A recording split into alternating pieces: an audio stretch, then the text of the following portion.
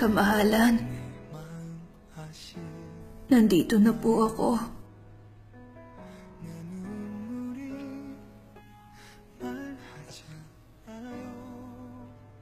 Kumustang lagay mo, kamahalan?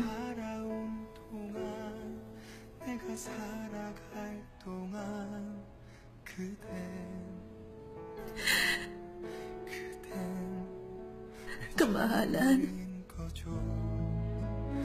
naalala mo nung sinabi kong dahil sobra kong saya, natatakot ako.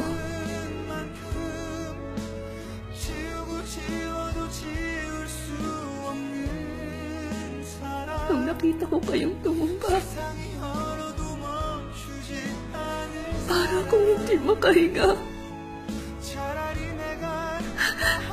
Naisip ko,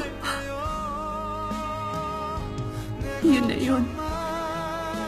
Binabawi ng saya ko sa buhay. Dahil wala ka na.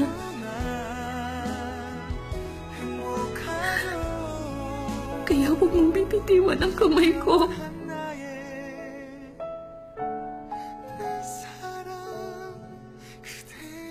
Ganun din ako. Hindi kita bibitiwan kahit kailan.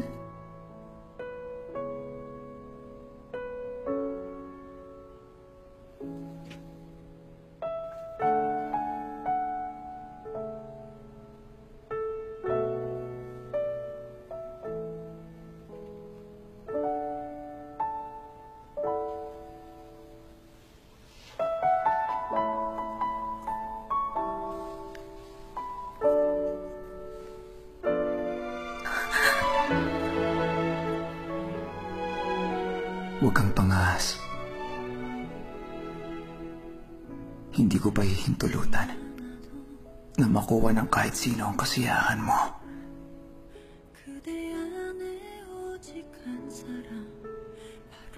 Kaya huwag ka nang umiyak pa.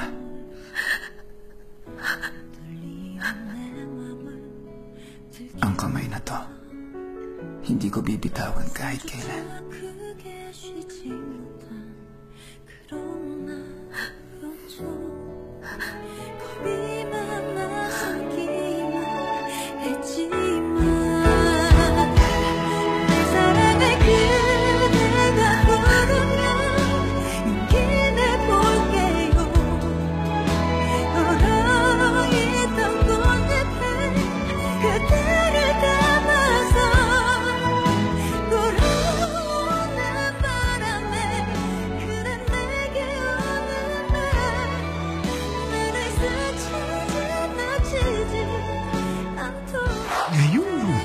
Ang gusto ko, manatiling nakaganito kahit sandali.